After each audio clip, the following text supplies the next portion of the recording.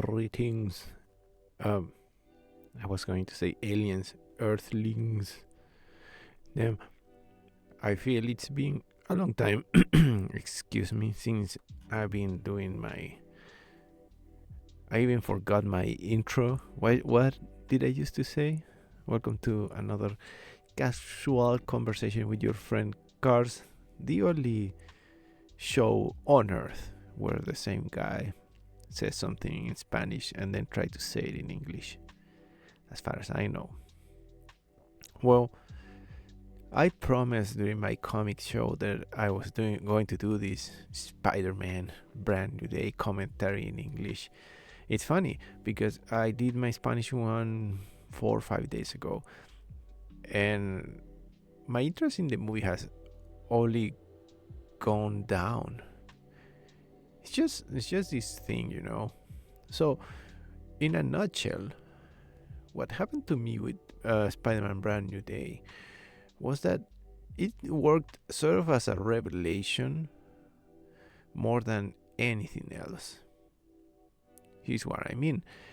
Spider-Man Brand New Day seems to be the latest in like a one after another Marvel movie, which, you know, people who criticize or comment on it, they go like, yeah, just another superhero movie. They dismiss it like that.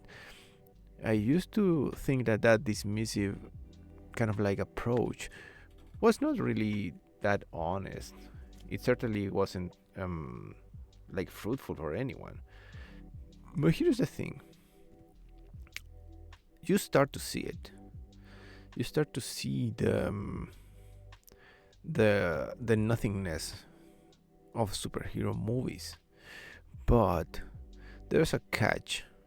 I think what Marvel is doing with their movies has gone beyond the fact of just releasing movies. During Brand New Day, of course, I was looking at the movie and I'm seeing what most people, or like not most people, but like what many people criticize. There's like so many characters in this movie.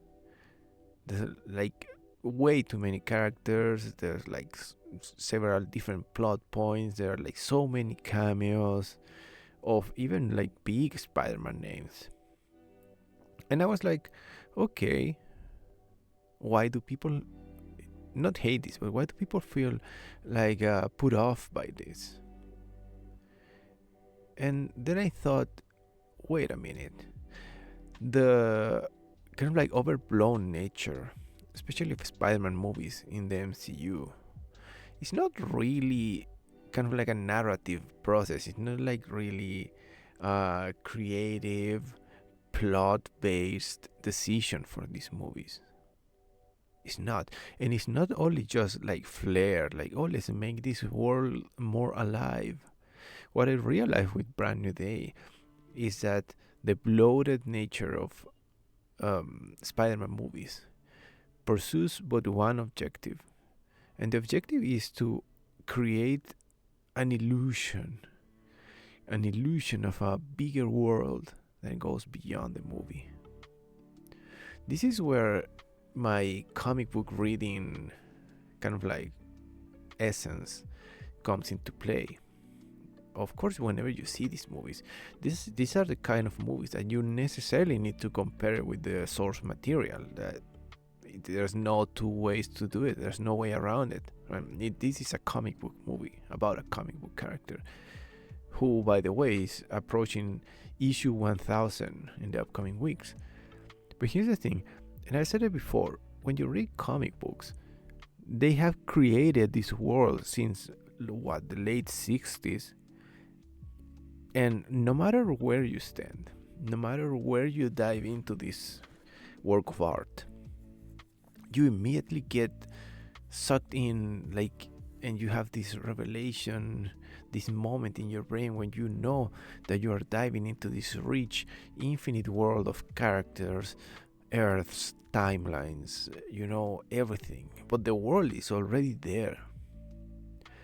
That world is almost unbreakable. That's why it's so cozy. That's why it's so inviting for people like me. You know, that's the whole thing about comic books. I used to say, well, I still say it, like, what's Spider-Man up to this week?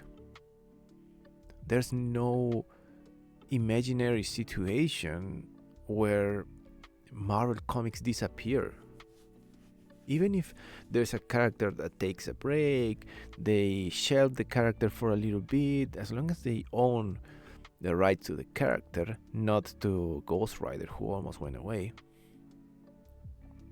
they can always come back. And the same thing happened for individual books. You know, why is it that in Brand New Day might even seem off that you get Punisher, well, the spoiler, Jean Grey, the Hand. Why does it seem so off? That's basically because this world doesn't have the safety net that the comics do. But they're clearly doing it for that reason.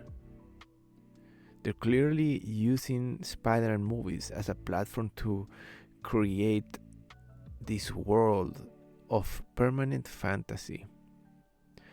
But here's the thing, it doesn't work the same way as it does in comics. You can see it working. To me, the revelation in Brand New Day came not with the movie itself, but for all the weeks that went before it. I didn't go to Brand New Day opening week. Like I am really not disinterested completely, but my interest for live action superhero stuff has diminished a lot, like for the past 5 years. So I really didn't care if I see the movie. I didn't really care if I got spoiled. Like I didn't care.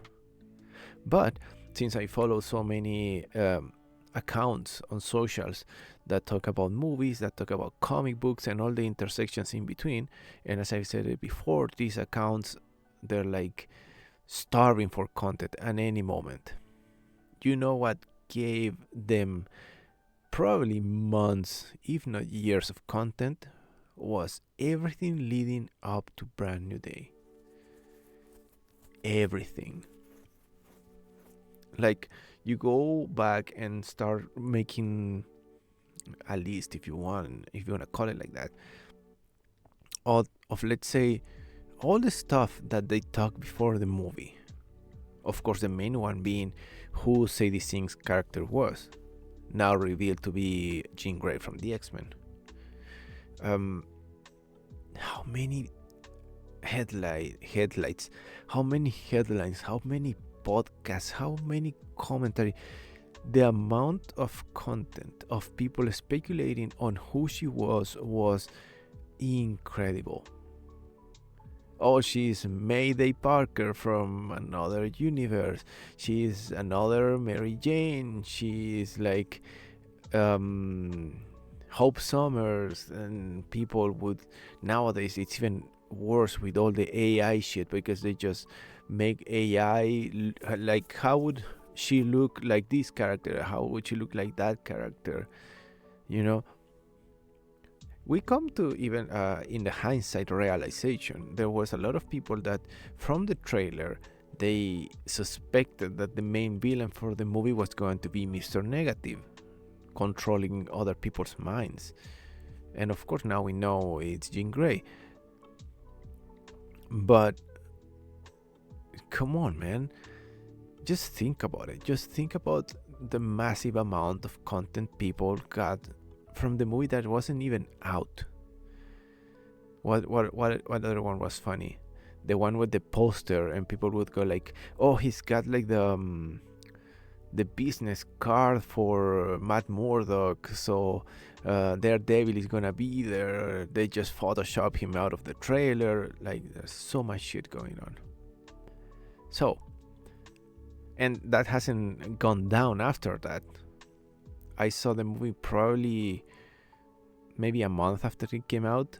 After it came out, you had the other side of the headline creation. Money, money, money, money, money, success, money, success, money. It was everywhere. the most profitable movie, blah blah blah, and they made so much more, blah blah blah, content and content and content.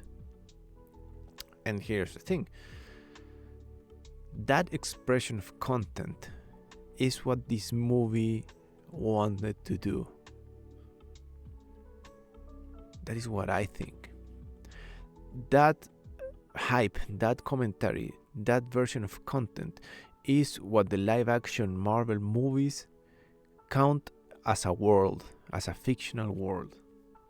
I've said it before and I'll say it again, the MCU project failed to kind of like engage viewers with the overarching story or stories that they could be telling. But what it did not lose, or what it did not fail at, was in creating its own pocket universe of mostly hype, news, and maybe business. And I'm not gonna judge it. But by now I think you can state it as fact. While in comics, the world is the fantasy, the characters, the stories. For live action, the world is this weird mix of speculation, reactions, because there's a whole bunch of audience and people who thrives on this. It's completely like weird for me. I don't get it. But there's a bunch of people who thrives on this, on theories, on like, who's this, who's that. And I'm sorry, but I don't see the connection to the story. I don't see interest in who's gonna play what. I found it like a useless point. I find it almost annoying. But imagine how I try to empathize with the people who thrives, as I say on this. You get to think in the example of the Avengers Endgame. No, wait, Avengers Doom game. Well, you only need to see that Avengers thing when they did not even a trailer, but they did a cast reveal with a bunch of chairs, and like to this day I think that's the most stupid successful idea I've ever seen in my life.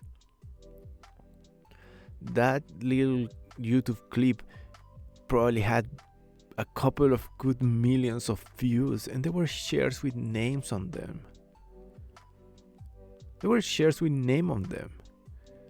I'm like, what is this? Is this about the story? Like, is this about something else than celebrity gossip?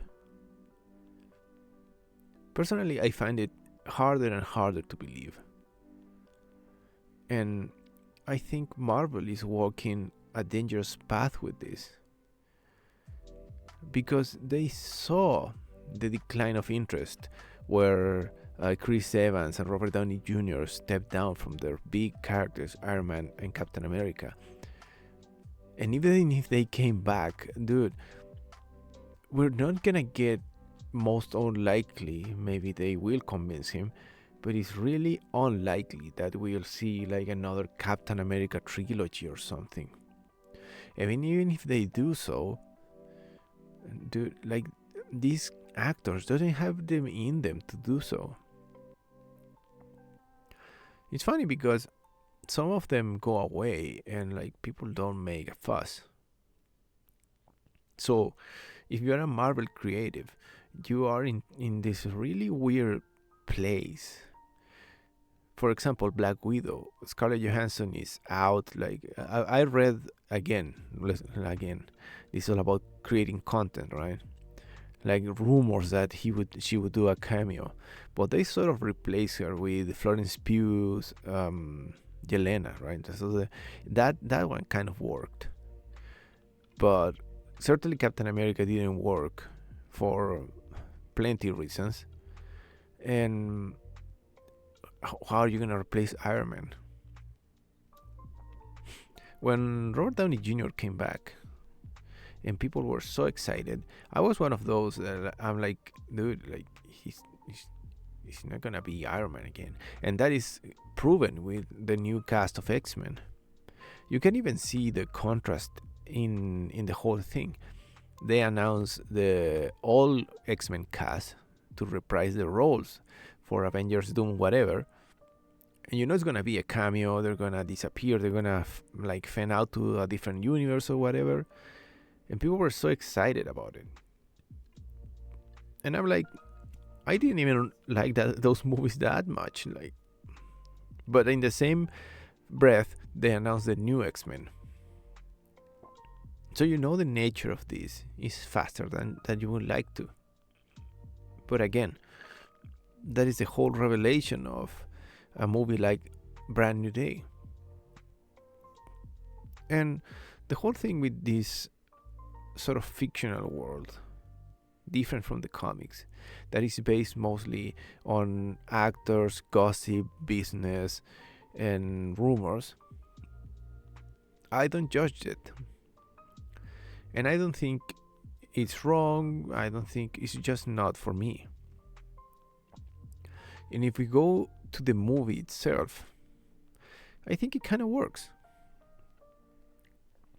The metaphor I've come to use that I think it works perfectly if you are a comic book consumer going into these movies is that these movies are single issues. If you're a comic book reader and you go watch this movie is like Amazing Spider-Man number 700 something. But if you are a live action consumer and you go to this movie is not Spider-Man issue 700. This movie is an event. This movie is like Spider-Man Brand New Day. That, I don't know, it should span 5 books, 5 issues, a whole story arc, because that's what it has to be. You need to cram as much content in this as possible, knowing that you need to make it last until the next Avenger, which is in November, December. You need to make one movie last months. Straight up. You need to craft these products for them to last at least 4 to 5 months. That is the truth. And in that sense, they clearly achieved it. But let's talk about a little bit of why I think it works in the movie. I think it works in the movie because at the same time as they create this environment to create content based on gossip and business and show business and whatever, they can't go too far with these characters. I've always said that Spider-Man is told in this roller coaster sense where he's up and he's down. You know, that's how Peter Parker Spider-Man works in the comic, and it has been like that for many years. But in the movies, since you don't have that extent, you need to buff it up with more stuff. And one thing that I saw this movie, or at least in the reactions to it, was that a lot of people were talking about Peter Parker's not emotional, but like struggles in this movie. And the setup was good between the last one and this one, but the payout wasn't really that complex. I didn't really see Spider-Man changing that much. They clearly teased it inside the movie with all his power changes, which is something really odd. Like it really isn't that explained. Like his arachnid side is taking over. You know, it seems a little bit manipulative. It's like, oh, he gets angry. How do we portray that he is emotionally distressed. Oh, his eyes get black and he goes mad and okay. But humanly speaking, like plot wise, is that really, did it really had a story arc in between the movie, him being distressed by being Spider-Man, until spoiler the end of the movie where he's like, okay, I'm Spider-Man? Is it really? And here's where the balance gets all fucked up, because in the comics you can take him to an extreme, you know, then you create a whole story arc where he's struggling. Let's take the last one. He got defeated on Earth, so he ran away to space. You know, he ran away to space, met a bunch of new characters, met a bunch of new people, out of whom he reflected on what he was doing, you know, by creating new relationships with new characters with their own complexities. Peter reflected on what he needed to do back on Earth, all the things he ran after, you know. So that's a whole story arc. He's down, you know, then he starts climbing up. He gets a whole adventure in space. Meanwhile, on Earth, there's a bunch of shit happening, of course. In the comics, now we have Aunt May biological son and all of that. So he's up. He gets a conclusion out in space, you know, by beating this big body, kind of like high evolutionary knockoff. But that just helps him to have a realization of how to deal with his problems again. So he goes back to Earth. He's still up there, you know. He goes back to Earth and he's facing all of the people he left behind, all the shit that Norman did on his absence. Norman became Spider-Man while Peter was in space, so he needs to face that. Ben Reilly also came back, and he also played Peter Parker a little bit, so he needs to deal with that, and he needs to deal with whatever happening with Aunt May's biological son, so he starts going down again, right? So many conflicts. He's going down again. And on the point now, we're in the comics, Amazing Spider-Man issue 999, one before 1000. We have him all the way down on the floor, dealing with his family situation. What does it mean for that? Reflecting on, because his space friends came back with him, so he just created new problems and he has to deal with them again. That level of complexity, can you take it to the movies? So in the past movie, he erased everybody's minds because something. I don't even remember, but he erased all of that, right? So he's been down and down. See, he keep being Spider-Man, and his whole life is summarized into that he's lonely. You know, lonely. That's a whole movie. Then he meets Jean Grey, and he's still down, and he gets this little bit of uppies where he goes like, okay, I'm good on Spider-Man. But you see, like, it's hard to see all of those levels of complexity. All of the characters serve the same purpose. You know, you can't really say that Ned or MJ are evolving characters, or like they are like changing characters. They're just there to support the current state of Peter Parker's affairs. Like, that's just how it is, right? There's nothing new about it. And then you get to Jean Grey, and of course she's there to springboard whatever comes next. But that's not necessarily a bad thing. I think it also serves the purpose of creating this interconnected world.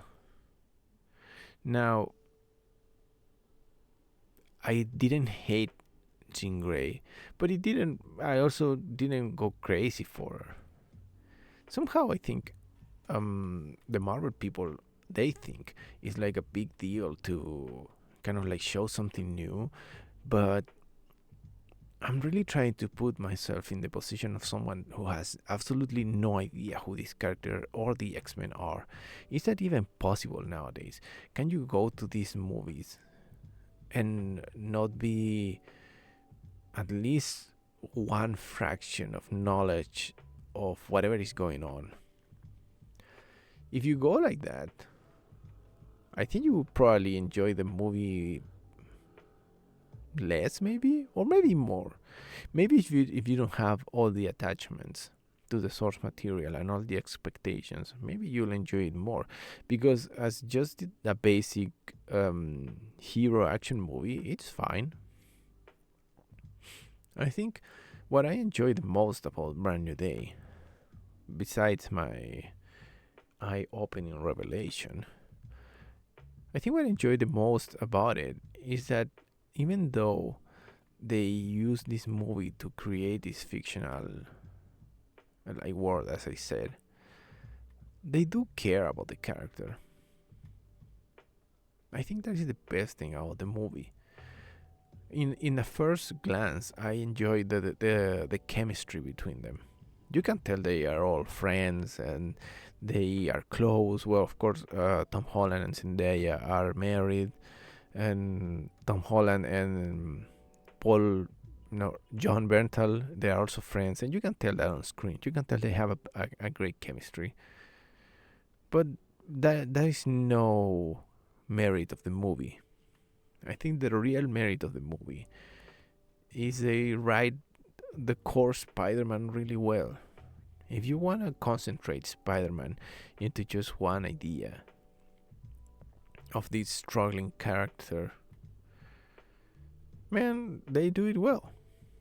So at the end of the movie, like even though the end of the movie is so emotionally manipulative that it's kind of like disgusting. But I'm not gonna say exactly what happens, but let's say Peter does something with Jean Grey, which is really odd. But anyways, I think they care for the character. They care for the essence of the character, and they care for, even if they are using this for mostly business purposes, they do care to create a story which is emotionally charged. And I think superhero wise, that is something that you always crave. That is something you always want. Just experiencing heroes' struggles as a human and as an emotional sense. So overall, Spider-Man Brand New Day, I thought it was an okay movie, but okay is the most hero movies would get these days. That's true, and they all have moments, and I think as long as you get those moments, you'll be fine. Have something that is pretty looking, which I think that might be, now that I think about it, that might be the best thing about Brand New Day. That it looks way better than the latest Marvel movies. The sets look better, the suit looks better, the fights look better. Especially thinking about other superhero movies like Supergirl. Supergirl looks terrible. But in the end, as I said, this movie was, to me, mostly a revelation of how an alternative superhero world works in live action. Keeping the essence of the character, which makes it a good watch and an emotional watch. Man, I'm already out of voice. And hell, as I said, as long as you can keep a couple of moments in, you'll be fine. I think Superman was better now that I think about it. It had more novelty. but the effects were a little bit worse. Anyways, I'm just gonna go and read some comics and just stay in my comfy corner. I think that's a key. That is a good uh, concept. It's comfy. Comics are comfy. Live action is chaotic, even stressful. You know, gotta watch the new trailer. Don't spoil me. Who's gonna be the actor? He did this on an interview. Oh, this actor is fighting with the production company. Like live action is stressful, but perhaps that rhythm is it's more on par with the rhythm of social media and in that type of consumerism. Again, I'm not judging it, just not for me. I'd rather be comfy than being stressed in general. That's it for me and my fucked up boys. Thank you all for listening. I hope you enjoy Brand New Day. Overall, it's a great movie. And I don't know, maybe Amazing Spider-Man 1000 is your chance to go into the comics. And as I said, comic books, even though people say they are like overwhelming because there are so many of them, to me I just see it like a really inviting, warm, welcoming pool of fantasy. Like you dive into hot cocoa. No, you're gonna die with that. But something like that. You get the point. Thank you for listening. See you next time.